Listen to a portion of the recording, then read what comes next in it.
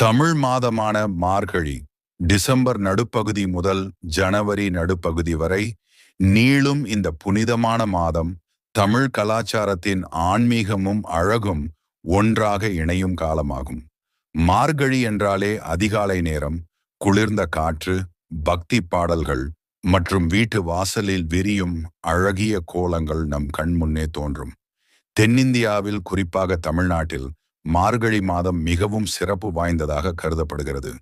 இந்த மாதம் முழுவதும் பெண்கள் அதிகாலையில் எழுந்து தங்கள் வீட்டு முன்னிடத்தை சுத்தம் செய்து அரிசி மாவு அல்லது வண்ணப் பொடிகளை பயன்படுத்தி புதிய கோலங்களை வரைவது ஒரு பாரம்பரியமும் பக்தியும் நிறைந்த வழக்கமாக உள்ளது.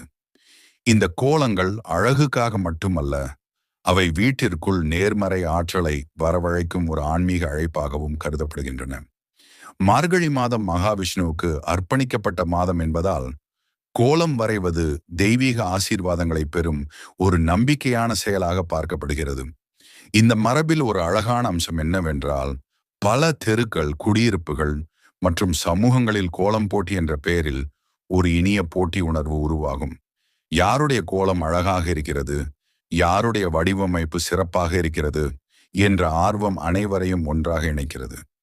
இந்த கோலம் போட்டிகள் வெறும் போட்டி மட்டுமல்ல, அவை சமூக ஒற்றுமையையும் கலை வெளிப்பாட்டையும் வளர்க்கும் ஒரு அழகிய வாய்ப்பாகும்.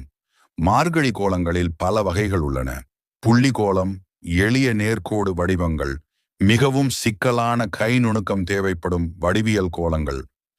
பல கோலங்களில் பூக்கள், விளக்குகள், தாமரை, சக்கரம் மற்றும் மத சின்னங்கள் போன்றவை இடம்பெறும். ஒவ்வொரு கோலமும் வரையப்படும் போது ஒரு கலைப்பணியாகவும் ஒரு பக்தி செயற்பாடாகவும் மாறுகிறது. இன்றைய காலத்தில் பல அமைப்புகள், பத்திரிகைகள் மற்றும் ஊடக நிறுவனங்கள் முறையான மார்கழி கோலம் போட்டிகளை பரிசுகளுடன் நடத்துகின்றன. இதன் மூலம் இந்த பாரம்பரியம் அடுத்த தலைமுறையினருக்கும் சென்று சேருகிறது. மார்கழி கோலம் ஒரு கோலம் மட்டுமல்ல, அது நம் கலாச்சாரம், நம் நம்பிக்கை, நம் சமூக உணர்வு அனைத்தையும் ஒன்றாக இணைக்கும் ஒரு அழகிய மரபு. இந்த மார்கழி மாதத்தில் ஒவ்வொரு கோலமும் ஒரு பிரார்த்தனையாக, ஒரு புனித அடையாளமாக நம் வீட்டு வாசலில் ஒளிரட்டும்.